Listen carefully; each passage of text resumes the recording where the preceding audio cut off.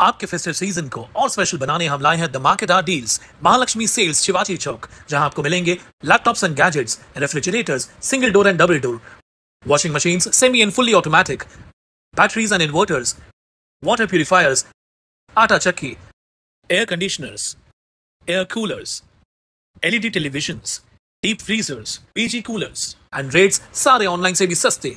Check prices with us before buying online. Mahalakshmi Sales, Shivaji Chowk, Ulhasnagar 3. All types of EMI options available. आज ही आइए और consumer appliance ले जाइए easy EMI पर।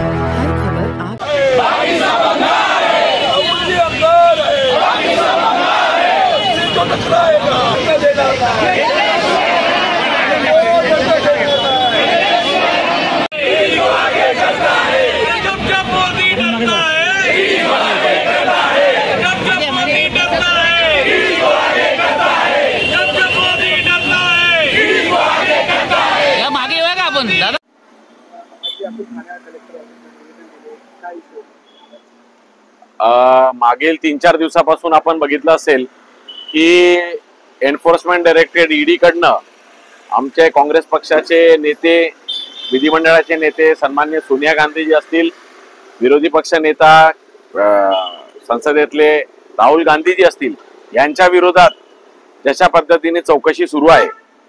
आता खरं म्हणजे हे पूर्ण प्रकरण सूडबुद्धीने भाजप सरकार जेव्हा जेव्हा घाबरते, जेव्हा जेव्हा त्यांना भीती वाटते आणि सर्वात जास्त ते आमचे नेते राहुल गांधी यांना घाबरतात। त्यामुळे जेव्हा पण त्यांना काही, आता तुम्हाला माहित असेल नुकताच गुजरातमध्ये 2 दिवसाचं पक्षाचं अधिवेशन झालं, या सगळ्या गोष्टींना भीती घेऊन पुन्हा ते ईडीला समोर करतात। आता हे ईडीचं प्रकरण इतकं खोटं आहे।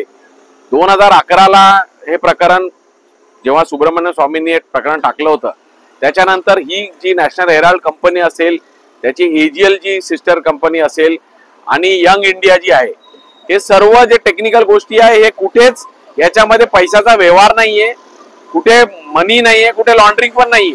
तर हा ईडीचा कुठं विषय पण होत नाही, पण कुठेतरी एक विषयाला घेऊन वारंवार टॉर्चर करायचा प्रयत्न हे आमच्या नेत्यांना करत आहे।